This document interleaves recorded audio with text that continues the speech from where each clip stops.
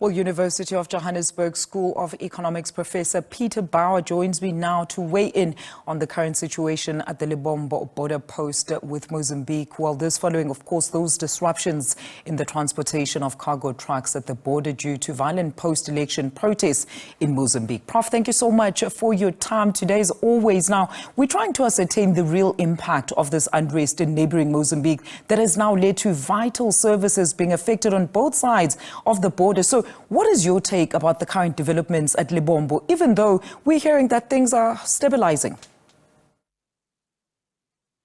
I think we're greatly relieved that the borders are now finally opening.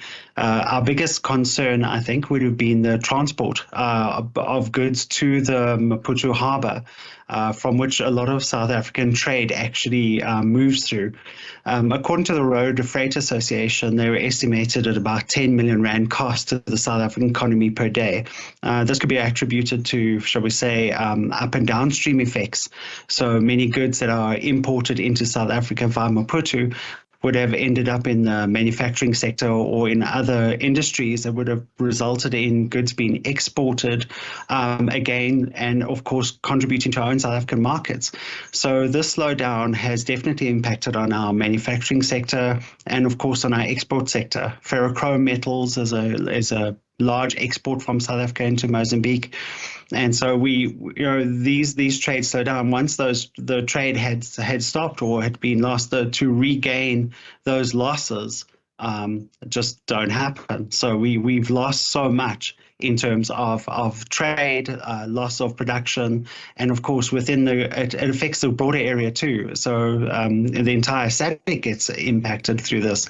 We're looking at investor confidence, we're looking at trade relations and other key business sectors that get affected. Absolutely, Prof. I mean, especially at the back of that food handling process that is currently in the topical, in everyone's mouth at this moment, because it's quite a topical issue, the issue of food handling and how this process is actually managed. So the fact that we now have trucks that are supposed to be importing or exporting certain food products that cannot reach the intended destinations is going to be quite a serious issue. But this current situation has actually laid bare, Prof, the vulnerabilities on our border management systems as well as authorities. You're aware of the current debate of the high influx of undocumented foreign nationals that are flocking into the country through the various ports of entry, be it land, sea or air. It seems our authorities are actually struggling to address this issue at this stage,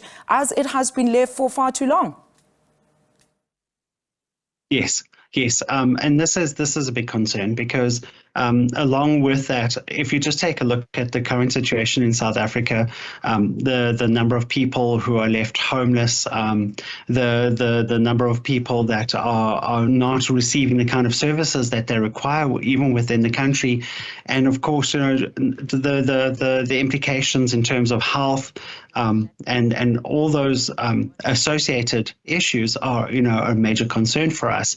If we were to just take a look at how the perishables alone are going to cost the industry a vast amount of money. And I mean, that's affecting both farmers on both sides of the borders and, of course, in the local industry. And, of course, the flow of people, being able to manage the flow of people, provide them with the services that they require, both at the border posts and once they've come into South Africa, becomes a sort of shall we say, an increasing spillover effect. And these challenges really need to be managed appropriately. Absolutely, Prof. So what type of mechanisms, policies, infrastructure, even as well as staff, do we need stationed at these very key entries into our country so as we don't find ourselves under siege to all sorts of threats due to our weakened security, Prof? I think at this particular point in time, I think what we really should consider is it's literally looking at the people, their rights to health, their rights to care, their rights to being properly processed. These are, I think, our first and foremost should be looking at human rights, human right protection, and of course the resources available for these people. we're coming closer towards the end of the year. We're going to start seeing a greater flow of people, migrant workers going back home for the festive season as the industry within South Africa slows down. And we really need to have things in place, structures in place, as you mentioned, infrastructural structures in place that will actually support this flow, this increase now in flow of people, and of course the handling of their goods and their commodities. Many of them are traveling with money, many of them are traveling with food as well, many of them with young children, and these they need as well the support that to when they go through, so that we're not sitting with backlogs, we're not sitting with the challenges at the borders. Another concern is not so much just the border post where people are passing through, but perhaps other places across the border where they might be crossing, perhaps even illegally, to get access to our local job markets. And so if that's we while at the border post we can still manage, we can provide the services that they require. It's the cross-border crossings where we're not monitoring people, and that is where I think greatest levels of danger exists for the people themselves, and of course the transport of their goods, and of course the movement of young children and people as well.